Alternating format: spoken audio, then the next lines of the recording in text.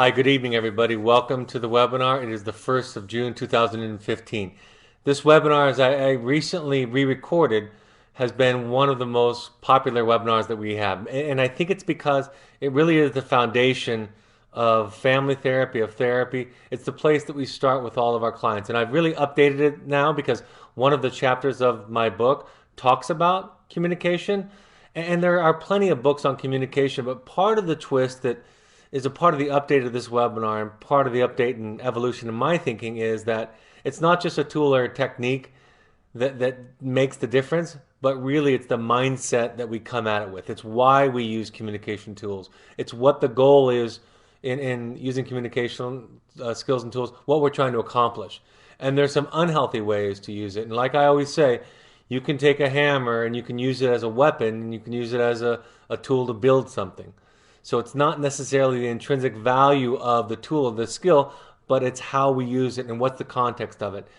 I found it fascinating when I first became a therapist and started doing wilderness therapy. We weren't the only therapeutic program that really uses communication skills as the foundation. I thought to myself, what does that have to do with behavior? And part of the concept is that teaching people, young adults and adolescents, communication skills and tools gives them a place to unpack their pain, an avenue to express it other than symptomatically. So that's really what we're going to talk about tonight. And perhaps most importantly, we're going to talk about how and why you can use it and be effective. Communication skills help us connect to our children and ourselves. As we become more clear about the relationship between the events in our lives, our thoughts, and our feelings, we'll be better able to see our children and provide them with a safe context in which to work through their difficulties. So that's the beginning point.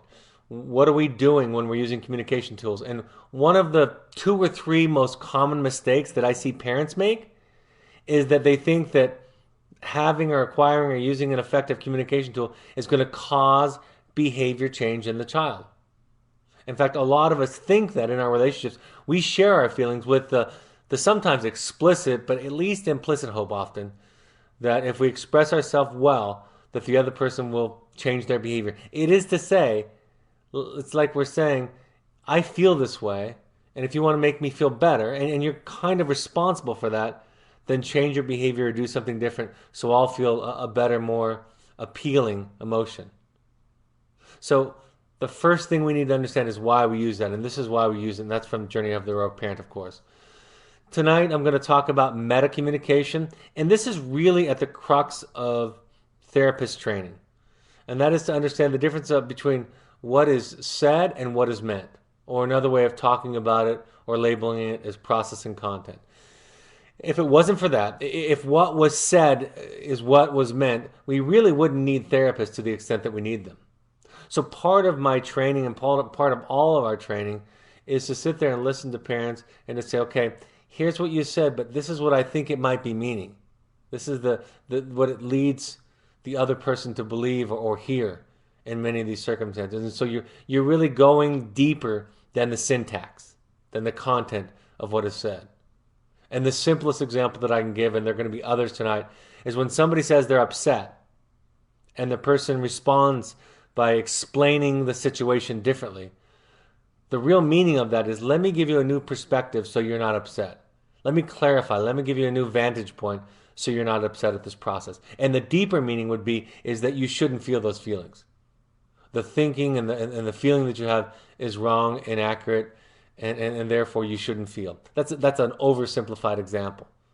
And that gets into tonight when we talk about listening, what is included in listening and the long list of things that's not included in listening. So tonight we're talking about process and content and learning to distinguish the difference in ourselves and in those that we're listening to. Pathologies, addictions, neuroses, and symptomology very often have their roots in the unexpressed emotional pain of the individual. Like Carl Jung said in one of my favorite quotes, neuroses is a substitute form of legitimate suffering. We use communication theory to help equip individuals and families with a tool that facilitates feeling, healing, and integration. The feeling statement is an avenue to feel, connect, choose, and change. So again, it's just an opportunity to express. We talk about symptoms as leakage, right? That it's coming out sideways. And that if we were really capable, we would be able to hear everybody's maladaptive behavior. We'd be able to hear it and the wound that it is expressing, the pain that it is expressing. So that's really what we learn to do, and that's why, as therapists, it, it, the training is and the process is sitting in a session and listening to somebody and asking questions and getting to the point where you can understand where their pain is coming from. Then, when somebody's pain is understood, layers beneath the symptom, layers beneath the passive aggressive behavior or the substance abuse. But when somebody is understood and seen in that way, what they can do is then address the issue at its root. They can unpack, uncover, bring out that pain. And really, essentially, we're just teaching people how to feel. So communication is this model for teaching us how to feel. And when we understand how we feel and where it comes from, we can more likely respond in a flexible way instead of a reactive knee-jerk way, right? We have choice the more we understand where it's coming from. And it's not all about insight, right? There's disease and there's organicity, meaning genetically we're loaded. There are those things. But this is a tool that helps get us at least to the starting point in all of these areas, whether we're talking about mental health or addiction. A couple of foundational models that I'll visit today are the wellness cycle and the shame cycle. And there's a webinar that I wanted to make you aware of that if you wanted to go more in depth with the next two slides, you can go to that webinar there and find it. So let's talk about this general model of health and wholeness. And I don't know how well you can see this slide. I can see it pretty well, but I'm sitting really close to my computer. Let's just imagine, and this cycle happens over the course of hours and days, and of course over the course of our life. Let's imagine that we're at a state of contentment, a sense of well-being. And when we have desired experiences, that is enhanced, right? We have positive emotions, emotions that appeal to us. And those emotions might be examples of gratitude, hope, peace, joy, happiness, and love. And then when we have undesired experiences, and we're all going to have them, like divorce, rejection, death of a parent, criticism, sexual and physical abuse, and of course, the unfortunately, that list is endless. Then we experience undesired emotions. So that's the basic process. Nothing complicated about that. And this is where it gets to the point where the road starts to split. We have two ways that we can go with it. We can feel through it, right? We can get through it by breathing and feeling and expressing ourselves, learning even to strengthen the emotional muscle where we learn how to feel, or we can develop symptomology to help mask it and cover it up. Like Carl Jung said, it's a substitute form for legitimate suffering. So legitimate suffering is feeling pain. The two simple examples that I like to use to illustrate this are Yoda and Darth Vader. When Darth Vader experienced the death of his wife, he turned into this controlling monster. When Yoda experienced death and loss in his life, what did he do? He cried. He felt. Simple as that. So we develop substance abuse, school refusal, stealing, electronics addiction, self-injury, all of these symptoms. And of course, at the core of them are hurt, sadness, loneliness, fear, anxiety, insecurities, all those feelings. And the way out of it is to talk about it. If we could just say to people, feel, just feel, we would. But part of the way that we facilitate helping people feel is we ask them to tell the story, to talk about it, to name it. And then if we're doing a great job as a therapist or a parent or a friend, we do this thing called containing. We just sit with it. We allow it just to be there. We might empathize. We don't solve. We don't rescue. We don't fix. We don't teach. We don't manage. We don't do any of that. We just sit with it and contain it and listening. And then through that process, the individual learns how to feel or feels it and expresses it. And then they have a sense of integration, a sense of wholeness, a sense of meaning comes to them through this process. So it's really just about learning how to feel. That's the most simple way that I describe therapy, or maybe even more specifically the way that I describe wilderness therapy is we're teaching people how to feel. I want to mention this because this has a lot to do with our feelings. Shame gets in the way of us expressing ourselves. We feel wrong or bad. So let me illustrate this model for a little bit, and then I'll go on to the specific communication principles, tools, and also talk about family systems. So I drew this up one day when I was thinking early on in my wilderness therapy career, how come our clients and students look so good, especially many times the first few days of the program or right after they get an impact letter? but then they go back into those symptoms right away again, or it happens after they leave the program, or it happens in my life. And this is a model that describes that. So there first has to be a capacity. You know how a lot of you talk about your children being manipulators? Well, that ability to manipulate also comes with a certain capacity.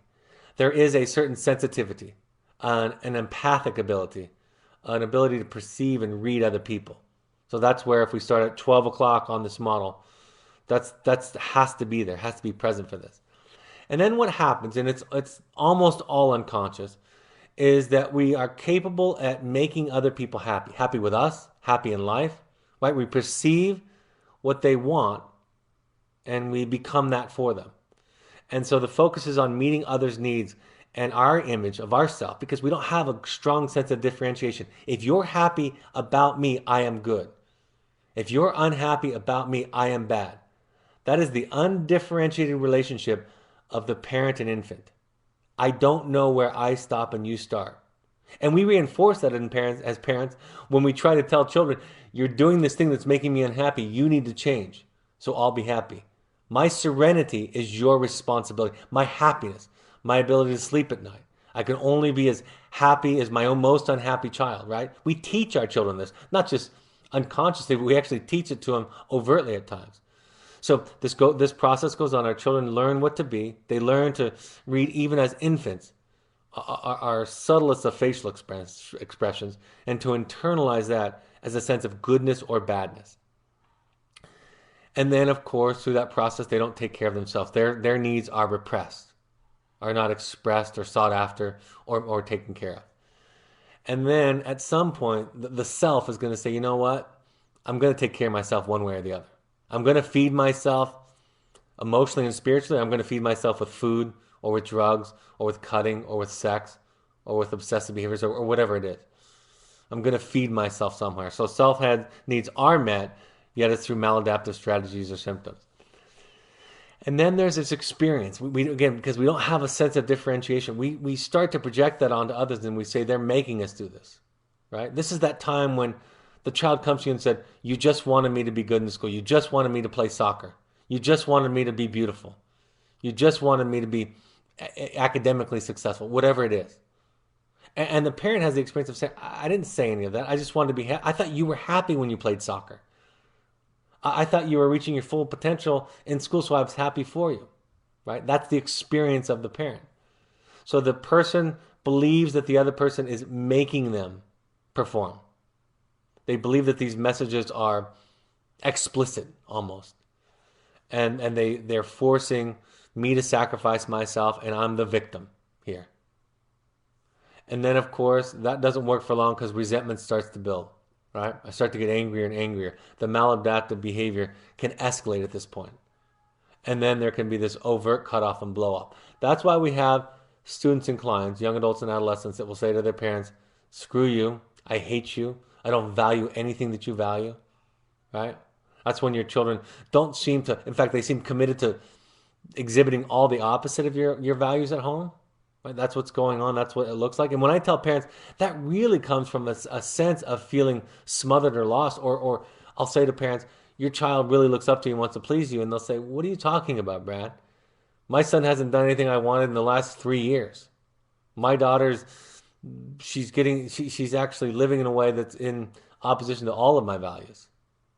But that kind of overreaction is evidence of this dynamic, of this shame. Otherwise, it would be more balanced. It wouldn't be so extreme. So there's this blow up disconnection and overt cutoff. And then there often is this deflated experience, which often happens in the beginning of our program. Deflation is not humbleness. It's not humility. Deflation is humiliation.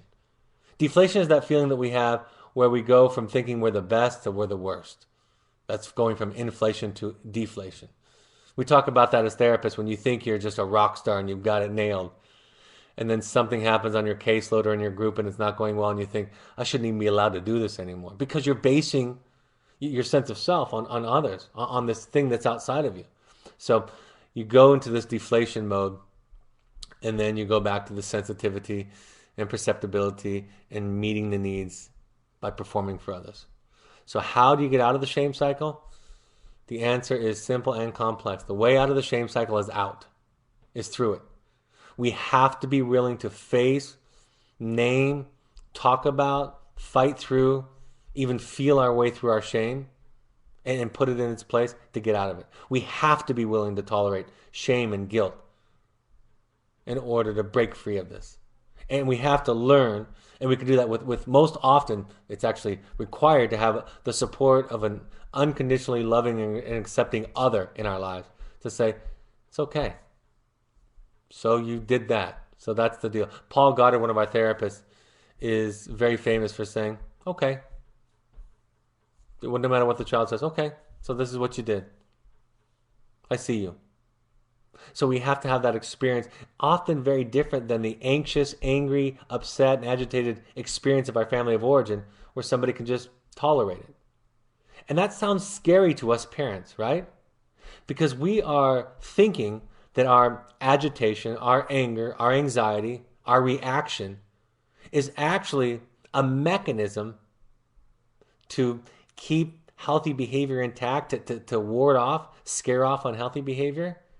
And we have to do this amazing letting go process of containing, of just not reacting, of just being curious, of just watching, oftentimes in order to provide a healthy context, a safe context in a relationship. So this shame cycle is an important part of communication. It gives us insight into what's going on with our children. But I'm going to go back to the skills and the tools before I go back to more theory. Let's talk about some basics to remember. Communication skills training is simple but hard. It's not easy and it's not complicated. It's pretty simple. Most everybody on this webinar tonight could memorize the 4 or 5 steps of an I feel statement, the 3 or 4 steps of reflective listening, or deep listening as the Buddhists call it. We can all memorize it. But in the moment, it eludes us. And we have other reactions. We have other triggers. See, we lose connection with the other when we go and think about ourselves and the reality and the way it really was and what should be. All of those things are not connected. Our anger and our frustration is evidence of a disconnection from others. And let me put it this way. If we had, nobody does, but if we had perfect empathy and perfect understanding of everybody and where their symptoms came from, right? It would be really hard to be mad at them. Have you guys seen those videos, those music videos, or these have been around for a long time, where it shows a series of behaviors in a day from various people that seem rude or seem unkind. And then they replay that exact same series of scenes, but you see the thought bubbles or the background of what somebody might have gone through that morning or that day. And then that's just simply to illustrate that's what it means to be connected. That's what it means to understand. And that need not compromise or sacrifice our boundaries, right? And that's another place that we get stuck. We have this belief in this dichotomy that if I understand you, I can't hold a boundary and take care of myself. If I understand and empathize with you, I'm going to sacrifice self-care for me and boundaries for me. And those two things don't need to happen in concert. It's much deeper than you imagine. That's why I say just try this bullet point down below. Try it for about 20 years. Just give it a try for the next 20 years. And I've been teaching this, like I've said many times, for 20 years. I've been teaching a variation of this webinar, mostly in person. I've taught it over 250 times. And every time I teach it, including tonight, it has a richness to it. And I understand that in a given moment, I might not have access to all the awareness, to all of the knowledge, to all of my background, to all of my insight. I might not have access to all of that, but I can access the skills. And so when in doubt, practice the communication skills training that we'll talk about. Try to be careful of shortcuts and behind the back passes. In any craft, the greatest among us, the greatest at the craft, at the skill, at the art, are incredibly disciplined in the basics, right? They're great at the basics. And I think for myself, I like to get into shortcuts and behind the back passes way too early in the process, right? Tiger Woods will putt a 6-foot putt 150 times in a day. I'll do that about twice, and then I get bored, and then I want to get out to about 12 feet and 18 feet. I'll go on the driving range for about 10 minutes. If you go to a pro golf tournament, they'll spend hours on the driving range just practicing one thing. This is what really talented, really great people do. So applying that to us is important. It helps to interrupt old habits and patterns. It's going to feel awkward. If any of you have ever taken a tennis lesson, for example, and they adjust your grip or adjust your approach, you will know what I mean when I say that it feels awkward. It feels like it's not going to work. But that's part of the idea. They want to interrupt old habits, old patterns, old processes. So these skills and tools do that for us. It's not beneath you. Many of you have heard the example of Pablo Casals, the great cellist, who at the age of 90 was practicing the scales on the day that he died. In fact, I read a follow-up quote the other day that somebody asked him, "Why are you practicing the scales this late in life?" He said, "Because I think I'm just about getting ready. I'm getting the hang of it." And so the greatest, the most talented have been able to practice the basics and have not thought it beneath them. It's okay to cheat. If you don't memorize it, use a cheat sheet. I've had parents that have actually carried around cards. Oftentimes out in the field, in family sessions and in groups, will hold up a card behind the person. Sometimes even taking notes is okay. And tell the person, this is what I'm writing down. I'm writing down what you're saying. It's okay to cheat. This is not a memory test. And the more skilled and practiced you get at it, the more you will be able to use it without the cheats and the notes, but it's not a weakness if you're using those kinds of things. Stick to the format, like I said, for just the next 20 years. And then after 20 years, we'll talk about the value of it or how it worked for you. Give it a chance to teach you. Oftentimes, we as adults, and I'm guilty of this, we imagine that growth comes in the order of insight to behavior change. And what we also know is the behavior, even a smile. How many muscles in the face does it relax? How many endorphins does it release? We know that a smile can do that. Changing the way that we talk changes the way that we think. Simple as that.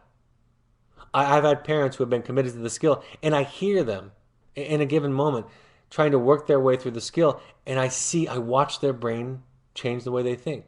We ask them to not use imperatives, right? We ask them to say, I feel when, instead of you make me feel. And I can see it having an impact on them. So it changes the way that we think about ourselves. It changes the way that what we own. It changes the way that we see our relationship with others. And of course, like I said, and I'll mention this more than once tonight, it's not a tool to get other people to change. Let's give you the basics. These next two slides are the basic skill, and they're not the only ones that we'll talk about tonight. Our version of the feeling statement, and it's not incredibly unique, but it was intentional. We sat down to develop this, very intentional. It's I feel, and then you use an emotional word. Happy, sad, glad, mad, scared, right? You use an emotion. If the third word out of your mouth is the word that, I feel that, or like, I feel like, you're off track. You're about to express a thought or a perception. So you start with the most vulnerable piece. You start with the emotion. You own it. You're not saying, I choose to feel happy, because it's not like we choose to, not at least consciously, but it's mine. It's not like I'm choosing to be angry or scared at this moment, but it is mine. I own it. And then we give the event as close as we can to describing the event. I feel this way when this happens. I feel this way when you slam the door. I feel this way. It's not I feel this way when you get mad at me. It's I feel this way when you raise your voice, right? We try to talk about the event. And you know why it's so hard to own it like this? And if you pay attention, and I do, why it's hard for me to do this, with my wife especially, is I just want to blame her. I don't want to be responsible for my feelings. I want her to be responsible for my feelings. So I feel emotion when an event. I feel this way because I think or I believe. It's some sort of cognition, some sort of belief perception. And this is okay. This is where we learn to say, okay, so when you slam the door at me, I feel hurt when you slam the door at me. I feel this way because I think you must not like me. Because in our family, anger wasn't allowed. Or I feel scared when you slam the door because I think you're not coming back. Or I think I'm going to lose you. Or I think I'm going to be alone. Whatever it is. And then you're starting to, again, understand what your history has taught you. Really, you're talking about where your small and large trauma has wired your brain. So you're talking about your thinking and your beliefs. And I'm going to pause here and explain this. This process is called intra psychic differentiation. Interpersonal differentiation is knowing where you and I start and stop. Intrapsychic is understanding the relationship between my feelings, my emotions, my perceptions, and my beliefs, my thoughts. And if I can have awareness of all of those pieces and independently in how they relate, I can then make choices. I can then improve my sense of empowerment, my sense of consciousness. So I start to make choices instead of just react to things. And then this is kind of a two-parter. I hope in the future, and then you express a hope for yourself that you can control, right? I hope for myself I can learn to work on my side of the street. I hope for myself that I can work on reacting and yelling. I hope for myself that I cannot be whatever it is. And parents, I will tell you, this is amazing to watch a parent express this. Think of your child's most predominant symptom and think about what it is. If it's drug use, if it's cutting on themselves, if it's social isolation, whatever it is. And what's your hope in that context? And a lot of parents say, well, I don't really have a hope for myself. I just hope they'll stop cutting or using drugs, or I hope that their depression will lift or their anxiety will lift or their eating disorder will heal, whatever it is. But the fact of the matter, you're still in this equation, right? There's still something for you to focus on. There's still your side of the street. So what is that? What do you hope for yourself? I hope that I'll follow through on my boundaries. I hope that I'll continue to look at myself, to work on communication, to listen, whatever it is. And then I hope for what I can't control. Now, that's an easy one. We all can express pretty easily what we hope for others that we can't control, that we cannot control. We all come to that pretty easily. But this is the genius of including this in here, because there was a debate, and I've told this many times. There was a debate about whether or not to put this in there. And the argument against it was, why give children specifically, and parents, a stage to talk about trying to control somebody else's behavior? Why do that? And my thought was, the fact that we express it doesn't make it less powerful, or excuse me, more manipulative. It makes it less manipulative. The fact, if it goes unexpressed, it doesn't diminish. It doesn't not exist. It still exists. And so if we can say, part of what I like about this particular one, if I can say it like this, what I hope outside of my control, just saying that, what I hope outside of my control is that you'll stop fighting. I'm acknowledging that I can't control it. I'm reminding my brain what I can and can't control, which is a huge piece of mental health and a huge piece of recovery, what I can and can't control. So this part 3/4 right here is our way of helping improve everybody's sense of internal versus external locus control. What happens to me and what do I have a choice over? And that's important to make it as explicit as possible. So that's the sender. And this is what the listener's task is, to basically parrot it back. So what I hear you saying is, and then to the best of your ability, not interpreting, not judging, not analyzing, not placing a value on it, not getting very tricky. Just what I hear you saying is you're scared. You're scared when I slam the door. You feel this way because you think that I don't like you and you're going to be alone. I'm not going to come back. It reminds you of something, of that fear. And what you hope for me is that I'll talk instead of slamming the door and huffing off. And what you hope for yourself is that you'll remain calm and engage and not panic and not react to me. And then you ask, did I hear you correctly? If you need help along the way, like the second bullet point says, please, it's not a failure. It is not a failure if you ask for help. All that demonstrates is that you're trying to listen. And I will tell you, most of our clients and students, folks, can do this perfectly after 3 weeks of intense training with us. And it takes parents a lot longer. It takes most people a lot longer. And again, I've been either having been trained in this as a young person in my own therapy or as a professional. I've been doing this for 30 years now. Actually, probably 40 years, almost 40 years now. And it takes practice. And I'm pretty good at the skill. But there are still times when I get lost, when I get triggered, when I react. and I have to go back to the basics, and I have to go back to asking for help. And immediately when my wife says something, I lose all consciousness, right? And go right to my reactive, to my own trauma, to my own triggers, to my own need to be good, to my own shame. I was talking to a friend today who shared some feedback with me, and I said, I have this really strong urge to be defensive, but I just want to start off and say, I'm very grateful that you told me. Thank you for telling me that. It's important that I know how you feel. So, all right, let's talk about what I call these advanced series skills, and I have 4 different levels. Stating the intent. This is the idea of before you give a feeling statement, tell the person what your intent is. I'm going to tell you how I feel, Dad, Mom, sweetheart, Johnny, Susie. I'm going to tell you how I feel. And I just want you to listen. And that's most often the intent. You could say, I'm going to tell you how I feel and I want you to change. I want you to do it different. I want you to consider something else. But by stating what you want, what the intent is, you become clear and you become more aware of, oh, I'm constantly in my life talking to people to try to get them to change. Change the way they feel, change the way they act. So stating the intent will be as instructive for you as it will be for the person you're speaking to. Ask the intent of the sender. When somebody's sharing something with you at the beginning, in the middle, and the end through the process, you're telling me, I'm hearing this. What's your intent? What would you like for me to do with this? Oftentimes, I do this at the end of it because I want to know, do you want me to listen? And oftentimes, people will ask for you to give a reaction. I'll get to that in one of the more advanced series. That's rarely helpful and rarely what they really want. Oftentimes, when somebody wants your reaction, they're really just beginning the process or making an invitation for a debate. Like I said, do something new. It's going to be uncomfortable. A new golf grip is going to be uncomfortable, right? A new approach to anything is going to be uncomfortable. So try something new. It's not for behavior changes. It's not for getting the other person to change. The students and clients learn that pretty quickly in our program. They learn after they learn the communication skills, they finally resign themselves to doing it.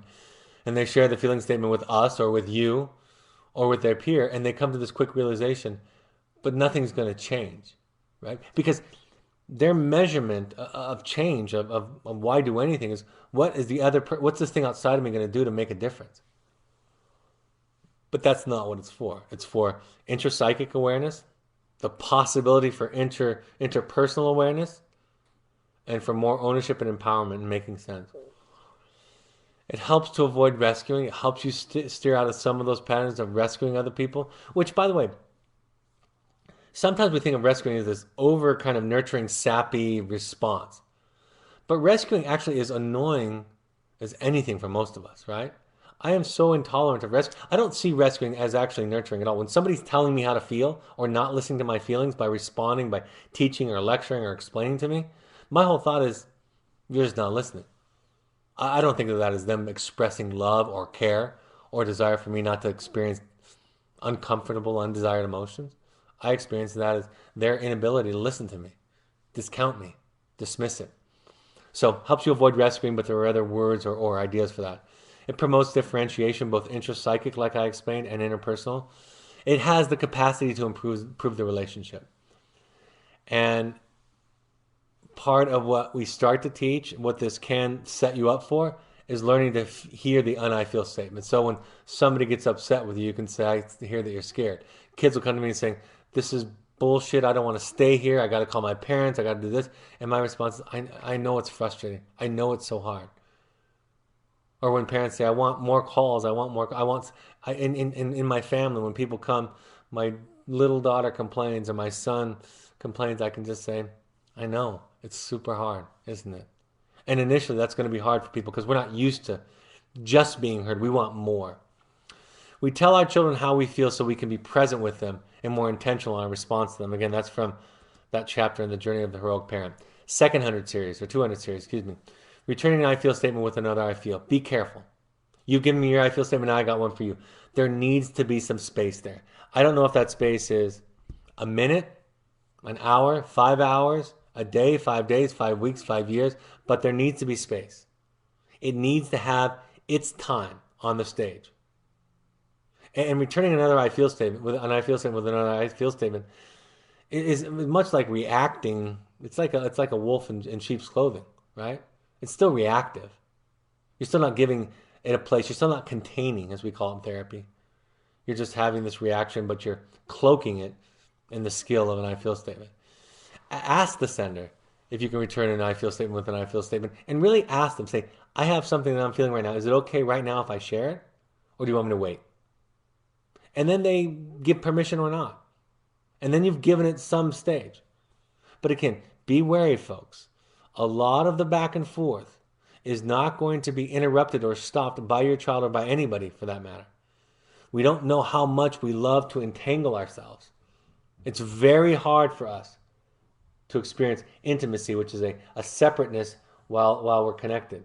We are most often more comfortable with this or with this. Reacting to the I feel or clarifying facts. Almost never helpful. Almost never. Probably the biggest temptation that people have.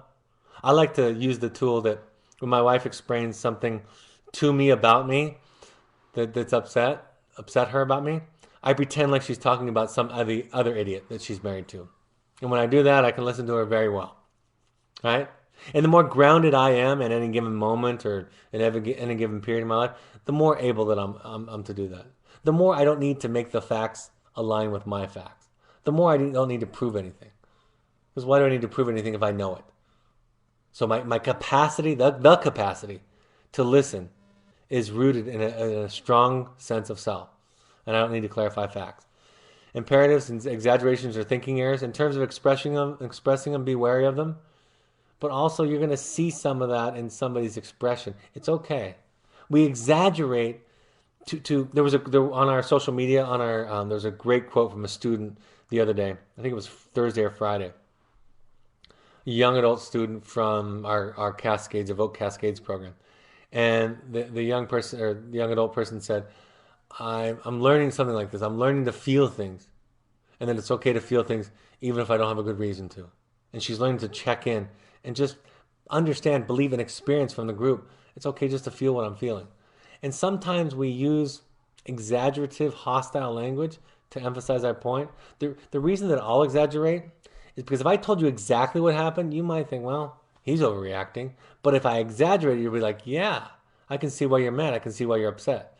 So if we just listen to it, and without assigning a certain value to the specific facts of it, we're more likely to encourage the person coming to a grounded, letting it pass through them, seeing it more realistically, and so forth and so on. So be wary of expressing imperatives, exaggerations, or thinking errors, and have some patience when the other expresses those things. After giving an I feel statement, ask for a reaction and be open to the response. The way that you know that someone's open to the response is when you give it, the person says okay. So if I give you a response to your feeling, to what's going on for you, and your response is, thanks for telling me, then that's what you wanted. If your response is, yeah, but, then you didn't want to hear me. That's not what we were doing. We were just beginning, in a very polite way, to have a debate or an argument. 300 series, Know Thyself. The difference between behaviorism and connection. It's very important that we learn to parent on these two continuums very separately. The connection is one thing, and behavioral techniques, tactics, boundaries are another thing. And that we not use emotionally laden language to try to coerce behavior. Because then we're really just reinforcing, doesn't feel like it, it seemed like it, but we're really just enforcing peer pressure. So understand that there's behavioral stuff and there is connection stuff. I used to talk about it or illustrate it by imagining the image of a large, tall brick wall with a big ear painted on it, right? That's the ideal parent. I'm gonna be solid, I'm gonna be grounded, I'm gonna have my boundaries, and I'm gonna listen to the end of the day. And neither one of those two are gonna rob the other. Remember that questions are questions and statements are statements. This is another thing you just get better at. And so many of us know in our families, we know when mom says that or dad says that, we know what they mean. Or when we ask questions like, what? Is that, what were you thinking? We don't mean is what were you thinking, we're meaning, hey, you're an idiot. That's what we mean by that. Don't you think it would be great if you just didn't care what your peers felt? We don't mean that. We mean something else. We mean the statement. We're expressing a belief. And there's no right answer to these questions that aren't questions. And then it's okay to ask a statement. Say, so tell me about peer pressure. Tell me why. I remember I've told the story to many of you. You've heard it. Where I talk about when my son came home, we found out he was bullying a neighbor. And I said to him, does it make you feel big and tough to bully this weaker kid? And he thought about it for a couple of seconds and he said, yeah. And then I was infuriated, even though he told me the truth, right? I knew the answer. I was just trying to shame him at the moment. And I got angry and sent him up in his room and consequenced him way too much. And then I realized, no, that's why we all make fun of and bully other people, because we're feeling insecure and we want to feel bigger. And he told me the truth, and I punished him for it. I got more angry for it. Repetitive I feel statements. I always say one I feel statement is great. Two is forgivable, and three is manipulation. So if somebody's giving you their third I feel statement, pause and say, I think I've heard this. Is there something you're looking for other than me hearing this? I was talking to a parent and a client the other day, two parents and a client on the phone the other day, wilderness call. And the point that I made was, how can your parents prove to you that they hear you other than giving you what they want? If the only way that parents can prove, or anyone for that matter, can prove that they're listening is if they agree with you and give you what you want, we're in trouble. At the same time, these specific parents also needed some help learning to listen. So there was the dynamic back and forth. And so watch for that. Ask for the intent and understand that repetitiveness, often you're trying to get some outcome. Inflammatory content, it's easy to kind of douse the I feel statement in gasoline and light it on fire. I call it weaponizing the skill and the tool. I can come pretty close to giving you a technically accurate I feel statement and use some pretty inflammatory language, especially in the third step, the belief or interpretation stage. As we get more advanced, not only do we learn to listen, but we learn to express empathy, to see it. We know what pain feels like. We don't have to feel the same way. We understand what peer pressure feels like when our child talks about it. We don't give them a lecture about peer pressure. We share with them that we still struggle with what other people think sometimes. We're patient and be patient and don't overcorrect. Listen to the intent of the I feel statement and the spirit of it. The spirit of the I feel statement rather than the specifics. Sometimes overcoaching is distracting, even for the therapist and the staff at Evoke. Be willing to stop, take time out, quit, sleep on it, or otherwise interrupt. You don't have to solve everything. And the older I get, the more I value timeouts. And by the way, if you think the other person needs a timeout, it's very likely that you're actually the one who needs it, because you're about to blow up. You're about to not tolerate what they're saying or doing. So take some time. It's almost always better after 10 or 15 minutes or an hour. Almost always. This is really about taking ownership. This is not about I choose to feel these feelings, but they are mine. If I go to pat you on the shoulder and you flinch because you've been abused by your father, right? Your fear is yours. I didn't cause it. It came from your context, right? But if I'm connected to you and I'm sympathetic and it doesn't violate any of my boundaries and you share that with me, then I can make a choice. That next time I think about patting you on the shoulder, I ask for permission. Or maybe I don't pat you on the shoulder. So as we move farther along in the skill, the complexities of the relationship become, it's like they're moving slower. Have any of you ever, of course I use a lot of sports analogies, they talk about in professional sports, that the great ones, that it's moving very slowly for them. I hear that with musicians. Sometimes it's called flow, right? There's this kind of hyper focus where everything is moving so slow for the person. So ownership, connection, all of that becomes more apparent as we use these skills, becomes more conscious. And then sometimes we can start to, this is the back cut and, back behind the back pass and shortcut that I talked about. We can use natural I feel statements or shorten them. I wouldn't suggest that you get there very quickly. I've never seen parents, I rarely see parents in the short period of time that we work with them during the program get to the point where using natural or I feel statements or street I feel statements is appropriate. They start to lose the message. Sometimes I see students, because they're very intensely immersed in the program, sometimes 6, 7, 8, 9 weeks long, I see them using I feel statements, the street version of it, kind of a natural version of it, with less formal, and they're still retaining the skills and the tools. But be careful of that. So family systems theory, right? This is the theory of how people interrelate. Salvador Minuchin, one of the founders of family therapy, explained that enmeshment was being too close, that being disengaged was too far away, and something in the middle was called clear boundaries. Murray Bowen had a slightly different take. Murray Bowen said that fusion, like enmeshment, and cutoff, like disengaged, are the same thing. They're just stylistically different. They're on one end of the continuum over here. And on the other end of the continuum is differentiation. So whether your style is to slam the door and walk out and not talk, or to cry and fight and stay engaged, it doesn't really demonstrate a qualitative difference in your ability to be separate and connected. That's what differentiation is. It's the capacity to be separate and connected. In fact, attachment theory teaches us, as does analytic theory, that separateness is a requirement for connectedness. So Murray Bowen talked about this continuum from 0 to 100, that we know none of us are at 100 and none of us are at 0, but we can measure our differentiation on that scale, and that the stylistic difference of fusion and cutoff are unimportant, relatively speaking. So this provides us with a tool that teaches it, that illustrates it, that models it. It's the operationalization of healthy communication, right? I love analytic theory. I love attachment theory. This tool also I love because it helps us in our moments where we lose our mind, where we lose our insight, where we lose our grounding, right? Where we become reactive, where we become triggered. It really does, if we practice it, it does lead us to the principles of healthy attachment, of healthy differentiation, both internally and in our relationships. So what is the goal? It's not behavior change. It's to find a presence. A lot of parents will say, this isn't good enough, Brad. This is not good. It's not going to do anything for us.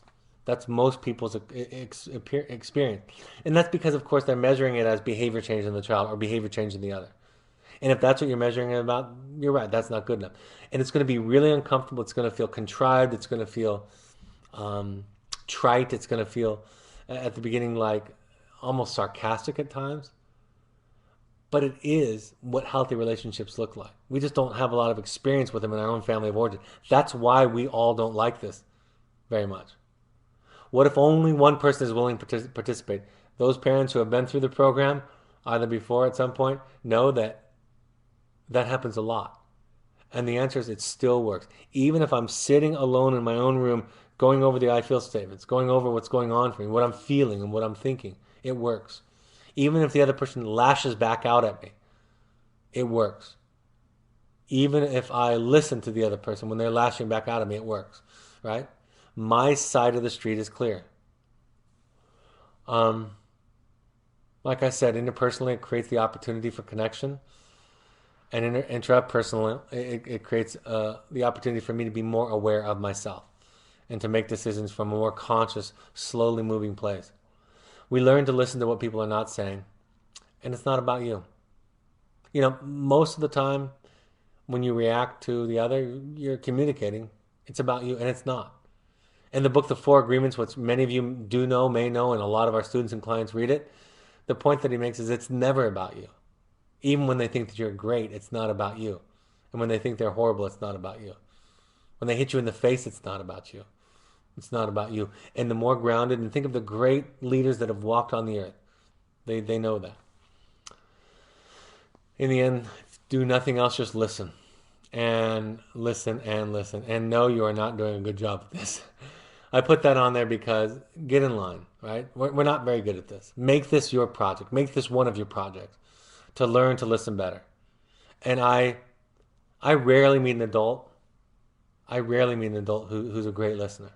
I'm not talking about an ability to intellectually or academically listen to information and internalize and regurgitate. I'm not talking about that. A lot of people I meet are good at that.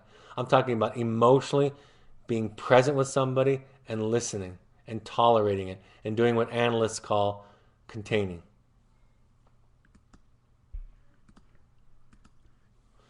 When we use healthy communication skills built upon a foundation of deeper principles and understanding, we create a safe place for our children and beckon them out of self-medicating symptoms and into genuine feeling. Communication skills become the tools for unpacking the pain beneath the symptoms. That's from the Journey of the Heroic Parent again. So that's my message for tonight. I'm happy to take topic-related questions, and then I'll go through announcements, and then if there are any unrelated questions, I'm happy to take those at the very end.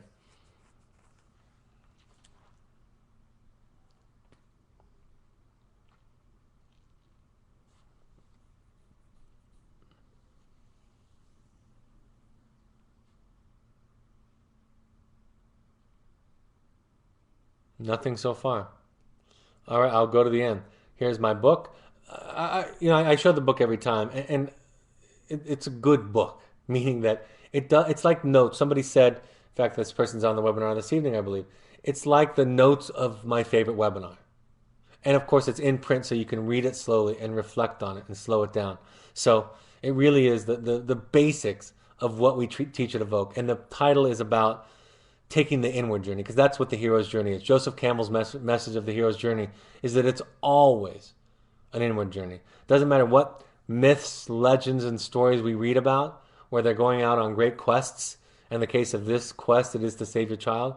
We think it's the thing that they're searching for, and it really is a greater, deeper understanding of oneself. That's the hero's journey.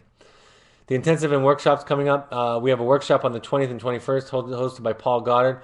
Email Gail at evoketherapy.com. I'm hosting the 25th and the 28th parenting intensive called Heroic Parenting. Lots of psychodrama, wonderful, deeper, more personal work. Somewhere between 5 and 10 people is what we look for. So you're getting a lot of attention. It's out at our Oasis, at our Entrada Field area. Heroic Journeys is the entire family. So we're going to take 2 or 3 families, maybe 4 if they're small. We're going to take them out there, and you're going to do multi-family group work. A lot of people are asking me about custom intensives, but I'll tell you that this multi-family group work sometimes is richer, because you're getting feedback, you're getting peers, and you get to do work by watching other people do work. Here are the upcoming parent support groups. I did have a complaint today that we're not doing the middle of the country. I will do my best to try to get to the middle of the country more often and spread it out, but right now we're on the coast. So here are the upcoming meetings and the emails associated with the meeting. So please RSVP there. Please RSVP, and if you RSVP, please come if you say that you're going to come, because we've had some RSVPs with some no-shows lately. We want every family to attend 6 of these while their child is with us. If there's one assignment that you can do that you can do that has the chance of contributing to your child's retention of progress and growth, it is go to these meetings, participate in these meetings. We have our young adult, our new program, our Pursuits program in the summertime. We have a 14-day experience coming up on June 13th. Sober fun, not heavily clinical, more experiential, more fun. It is run by our field staff, but it's not therapeutic necessarily. It's not clinical, but I guess it is therapeutic. But it's mostly fun. But it's somebody looking for a refresher, a reboot, or just sober fun. Please follow us on social media. This is some of the way that we can disperse information, invites, and so forth, rather than just by email. Also, if you go to our Parent Alumni Foundation book page, you can order books, and a percentage of the profits goes to the Amazon Smiles program, where they donate it to the charity of our choice, which is a charity that helps fund treatment for people who can't afford it. The next webinar is on Wednesday at 7 p.m. One of my favorite earliest webinars, also one of the chapters out of the book, and talking about the relationship between guilt, the blame that we place on people and on ourselves, and what really accountability is. So that relationship, that interaction between those concepts and overlap and so forth. So this Wednesday, 7 p.m. Mountain Time. Look forward to it. All right, one last call for any other questions, either on topic or off topic. Should an addict read your book? I have a couple of thoughts about that. Probably I find, and I have a lot of friends in recovery for addiction and alcoholism. I have a lot of friends, people that I admire, that are in recovery for those things. And at times, I wish that part of their program was going to CODA or going to Al-Anon, because they don't see. A lot of times the focus is on not using. And of course, there for many is a deeper spiritual understanding of what addiction is beneath the actual consumption of a drug. And people can learn that and see that. But my answer is yes, because this book tells you about your relationship with yourself and with others and with their problems. And if you're an addict, and if you're an addict in recovery, I think that, just my experience, and it might not apply to you, but my experience is those that are addicts and in recovery often are underschooled and undertaught and underaware of their codependent traits, right? So my answer is absolutely, I think it's helpful.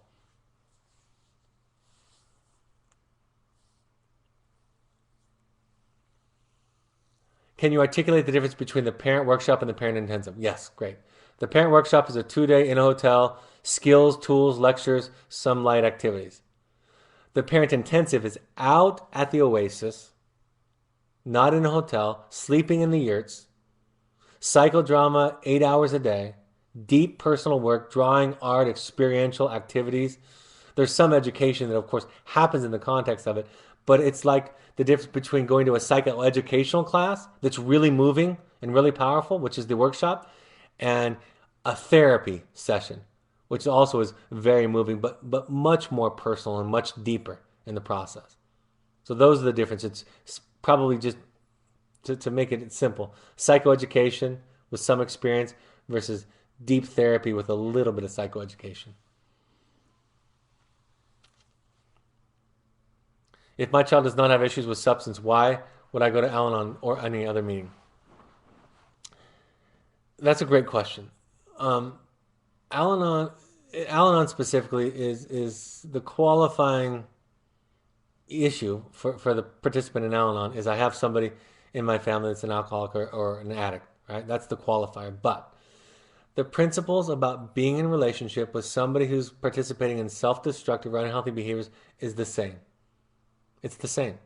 So if your child has never used drugs or alcohol but is depressed and cutting, if they have an eating disorder, if they are an alcoholic or an addict, if they are an angry, raging child, oppositional, defiant, getting in trouble, if they're socially isolating, right? If they're overly anxious, all of those behaviors, all of those self-medicators, if you will, create the exact same kinds of dynamics. So I go to Al-Anon and Coda, and I don't have an alcoholic or addict qualifier in my life. I don't. My wife goes, and she doesn't have one either, because it's not about the thing that they're doing. Right? It's not that they're drinking and they're yelling, or falling down drunk, or losing their job. It's just I can't control them. What's my relationship like with this person who's suffering from a mental health issue or an addiction? It's all the same. So we have that's what people, when they go, they often say they're talking about their alcoholic wife, and I can't relate. The deeper lessons, the deeper principles, that's part of what my book tries to illustrate, is that it's all the same. Because the question about parenting is not about parenting, it's about me. Right? The question always comes back to me, knowing myself and my relationship with others, and my relationship with their problems. So we have to, when I hear somebody say alcoholic, I hear somebody say, I got my 7-year-old's an alcoholic. She doesn't drink alcohol, but she's an alcoholic. She's crazy. Right? So how do I relate to this thing, this person that I can't control?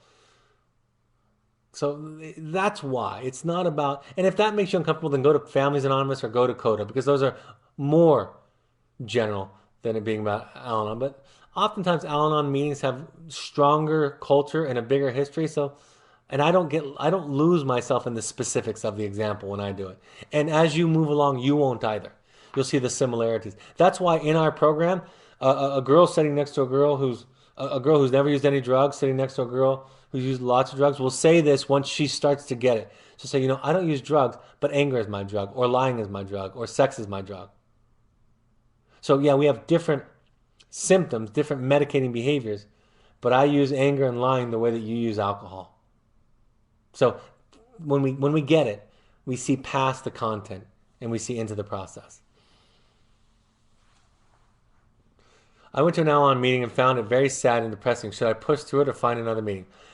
Feel free to find another meeting. They ask you to go to 6, and there are meetings that are better than others. But I'll tell you this. I can remember one specific parent, and I'm going to use one in my mind, who said this. She lives in New York City. She's not on here tonight. When I told her to go for the first time, she lives in Long Island. When I told her to go the first time, she was angry with me. She hated it, and she thought it was depressing. And now when she goes there, she finds it to be a place of hope. She finds it to be inspirational. And you see your eyes change, right? When I go to an AA meeting, I don't find it depressing. When I go to a Narcotics Anonymous meeting, I don't find it depressing. When I go to an Al-Anon meeting, I mean, are there people there that might be whining, might be stuck? For sure. But that's not my thing, right? That's not my program. My program is my program. I go there to be reminded of principles. So, but my thought is go ahead and try other meetings. That's fine. But also try at least 6. and so that you can give yourself a chance to start hearing it differently. That's why parents that come to my first to a parent meeting, their first week or two or three in the program, they say to me, I'm not sure I understand everything that you're talking about. When they come to the third or the fourth one, they're like, it all makes sense to me. Because we this experience, and you didn't sign up for it, and you wouldn't necessarily um, have your child have these problems. It teaches you a deeper way of being in the world. It teaches you a deeper meaning. It's like when you take art class in college, and at first you think a lot of it's just random, and then you learn, oh my gosh, there's incredible science behind this art that I knew nothing about. And you see things differently. So my opinion is try at least six, but it's okay to try a few. All right, folks. Thank you very much for this. I assume that's the last one, Stephanie. Yeah. Thank you, guys. Have a great evening. I will talk to you Wednesday evening. Take care. Bye bye.